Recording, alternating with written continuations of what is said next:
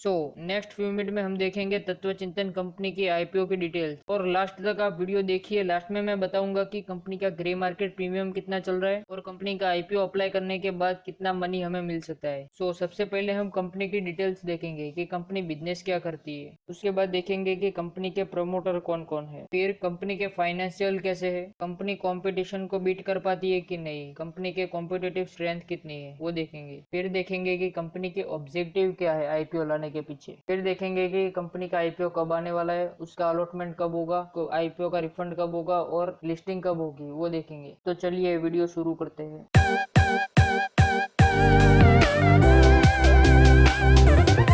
Company की details देखे तो कंपनी कॉर्पोरेट हुई थी 1996 में। तत्व चिंतन फार्मा कंपनी कौन से केमिकल मैन्युफैक्चर करती है, तो उसका फर्स्ट मैन्युफैक्चर केमिकल है स्ट्रक्चर डायरेक्टिंग एजेंट्स, दूसरा है फेज ट्रांसफर कैटालिस्ट मतलब पीटीसीएस, और pharmaceutical and agrochemical intermediates and other speciality chemical manufacture करती है तत्व चिंतन फार्मा कंपनी। और देखे तो it is among the largest manufacture of SDAs for zeolites in India, मतलब इन दो केमिकल्स में यह कंपनी तत्व चिंतन फार्मा सबसे बड़ी मैन्युफैक्चरर है। और देखे तो the company serve customers across industry, मतलब कौन सी इंडस्ट्री में यह कंपनी अपने केमिकल्स को सप्लाई करती है, तो automotive, petroleum, agrochemicals, dyes and pigments, paint and coating, pharmaceutical, personal care and others, मतलब कि इतने सारे इंडस्ट्री में एक कंपनी अपने केमिकल्स को सप्लाई करती है। और देखे तो कंपनी का एक्सपोर्ट कहाँ तक है, तो company its products are not sold in India but also export 25 plus countries, मतलब कि ये पूरे वर्ल्ड में इसका नेटवर्क अच्छा है और ये 25 से ज्यादा कंट्रियों को अपने केमिकल्स को सप्लाई करती है। उस कंट्रियों में से है USA, Germany, south Africa, China and UK. इसके फाइनेंशियल 2020 की आप बात करें तो टोटल इसका एक्सपोर्ट में कंट्रीब्यूशन था 76% of total revenue from operation, मतलब कि इसके पूरे रेवेन्यू में से 76% इसका रेवेन्यू एक्सपोर्ट से ही आया था। आप देख सकते हैं कंपनी का केमिकल के मामले में एक्सपोर्ट बहुत ज्यादा है दूसरी कंट्रियों में। अब देखे तो कंपनी के क्लाइंट कौन से है, तो इनमें से कुछ कंपनियां तो आप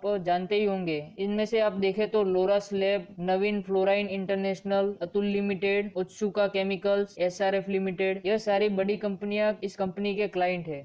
नीचे आप चेकआउट करें तो currently it has two manufacture facilities at Ankleshwar and Dahej in Gujarat, मतलब कि इन दो जगहों पे कंपनी का केमिकल का मैन्युफैक्चर होता है, अंकलेश्वर एंड दहेज के अंदर। अब देख लेते हैं कंपनी के प्रमोटर्स कौन है। तो सबसे पहले इसके प्रमोटर है अजय कुमार मनसुखलाल पटेल, दूसरे प्रमोटर है चिंतन नितिन कुमार शाह, तीसरे प्रमोटर है स्नेहकर रसिकलाल सोमानी। तो ये तीनों मेन प्रमोटर हो जाते हैं इस कंपनी के। अब देख लेते हैं कंपनी का फाइनेंशियल, मतलब कि कंपनी का फाइनेंशियली परफॉर्मेंस कैसा है। सबसे पहले आप इधर चेकआउट कर सकते हैं कंपनी के पास टोटल असेट्स थी 31 मार्च 2019 में 1875 मिलियन, जो बढ़के 2020 में हुई 2489 मिलियन, जो और बढ़के 2021 में हुई 3148 मिलियन। कंपनी की असेट्स लगातार अच्छी तरह से बढ़ रही है। अभी कंपनी का टोटल रेवेन्यू देखे तो 2019 में कंपनी का रेवेन्यू था 2068 मिलियन, जो 2020 में हुआ 2646 मिलियन, जो 2021 में हुआ 3062 मिलियन। कंपनी का रेवेन्यू भी अच्छी तरह से बढ़ रहा है। अब कंपनी का प्रॉफिट आफ्टर टैक्स देखे तो कंपनी का प्रॉफिट आफ्टर टैक्स 2019 में था 205 मिलियन, जो होता है 20 करोड़। अब कंपनी का 2020 में देखे तो प्रॉफिट आफ्टर टैक्स 377 मिलियन, जो होता है 37 करोड़, जो बढ़ के 2021 में हुआ 522 मिलियन, जो होता है 52 करोड़। मतलब कि आप देख सकते हैं कंपनी की assets, revenue and profit after tax सब अच्छी तरह से बढ़ रहा है, मतलब कि कंपनी में कोई फाइनेंशियली वीकनेस दिखाई नहीं दे रही है। कंपनी का ग्रोथ अच्छा दिख रहा है, मतलब कि इससे पता चलता है कि कंपनी का मैनेजमेंट भी कितना अच्छा होगा। अब देखे तो कंपनी की कॉम्पिटिटिव स्ट्रेंथ, मतलब कि ये अपने कॉम्पिटिटर से कैसे बेहतर है। फर्स्ट रैंक की बात करें तो leading manufacture of structure directing agents and phase transfer catalyst, मतलब कि ये दोनों फार्मा केमिकल में ये लीडिंग कंपनी है दूसरी कंपनियों से। दूसरे इसके स्ट्रेंथ की बात करें तो डाइवर्सिफाइड प्रोडक्ट पोर्टफोलियो, मतलब कि ये कंपनी ने अपने पोर्टफोलियो को डाइवर्सिफाइड रखा है। स्पेशलिटी केमिकल भी बनाती है, फार्मा केमिकल भी बनाती है और एग्रो केमिकल भी बनाती है, मतलब कि इसका पूरा पोर्टफोलियो डाइवर्सिफाइड है। Global market presence with customer base across industry, मतलब कि इसका ग्लोबल मार्केट में एक्सपोर्ट भी बहुत अच्छा है और इसका प्रेजेंस भी बहुत अच्छा है। इसका 76% रेवेन्यू तो एक्सपोर्ट से ही आता है, आपको पता ही है। इसके चौथे स्ट्रेंथ की बात करें तो strategically located manufacture facilities in Gujarat with close proximate to Hazira port, मतलब कि ये हजीरा पोर्ट के पास गुजरात के अंदर ये दोनों अंकलेश्वर एंड दहेज के अंदर इसका मैन्युफैक्चर होता है केमिकल्स, तो ये एक अच्छी बात हो जाती है। फिफ्थ स्ट्रेंथ की बात करें तो एक्सपीरियंस्ड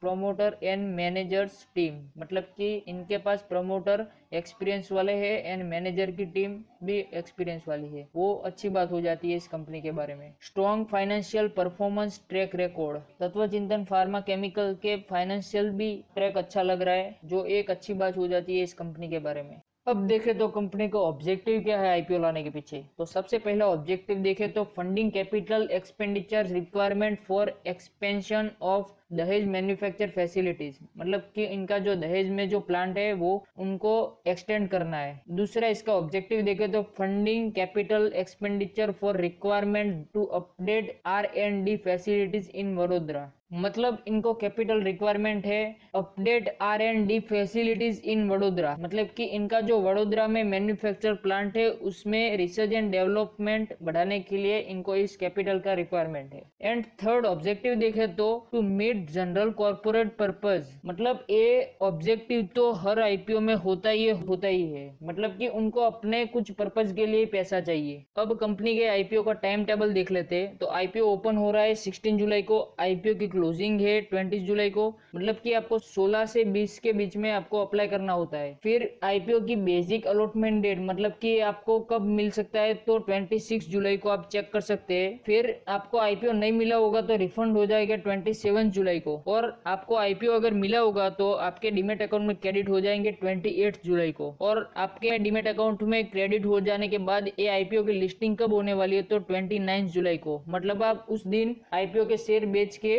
वो लिस्टिंग गेन लेके निकल सकते हैं। अब कंपनी के आईपीओ की डिटेल्स देखे तो कंपनी का आईपीओ ओपन हो रहा है 16 जुलाई को, कंपनी का आईपीओ की क्लोजिंग है 20 जुलाई को, कंपनी के इश्यू का टाइप है book build issue IPO. Face value company की आईपीओ की कितनी है, तो प्राइस पे फेस वैल्यू है 10 रुपीज पर इक्विटी शेयर। फिर कंपनी के आईपीओ की प्राइस देखे तो प्राइस है 1073 to 1083 per equity share. Company के आईपीओ के मार्केट लॉट की बात करें तो उसमें 13 शेयर आएंगे वन लॉट में। मिनिमम क्वांटिटी देखे तो 13 शेयर आएंगे उसमें। Listing at BSC and NSC दोनों पे लिस्टिंग कंपनी के आईपीओ की होने वाली है। इश्यू साइज देखे तो 500 करोड़ का इश्यू का साइज है, मतलब आईपीओ इतना 500 करोड़ का है। उसमें से फ्रेश इश्यू कितने होंगे, मतलब फ्रेश इश्यू और नए शेयर लाए जाएंगे तो 225 करोड़ के। उसमें ऑफर फॉर सेल, मतलब कि एग्जिटिंग ओनर को 500 करोड़ का दिया जाएगा, उसमें से वो बेच के कितने निकलेंगे तो 275 करोड़ होगा। अब कंपनी के आईपीओ रजिस्ट्रार की बात करें तो मतलब कि आपको शेयर मिले होंगे तो आपको पता कैसे चलेगा, तो जिस दिन अलॉटमेंट होगा उस दिन आप इसकी वेबसाइट पे जाएंगे, उसके बाद अपना आईपीओ सिलेक्ट करेंगे, उसके बाद पैन कार्ड नंबर डालेंगे तो आपको पता चलेगा कि आपको आईपीओ का अलॉटमेंट हुआ है कि नहीं हुआ है। इधर आप इसका नीचे वेबसाइट चेकआउट कर सकते हैं।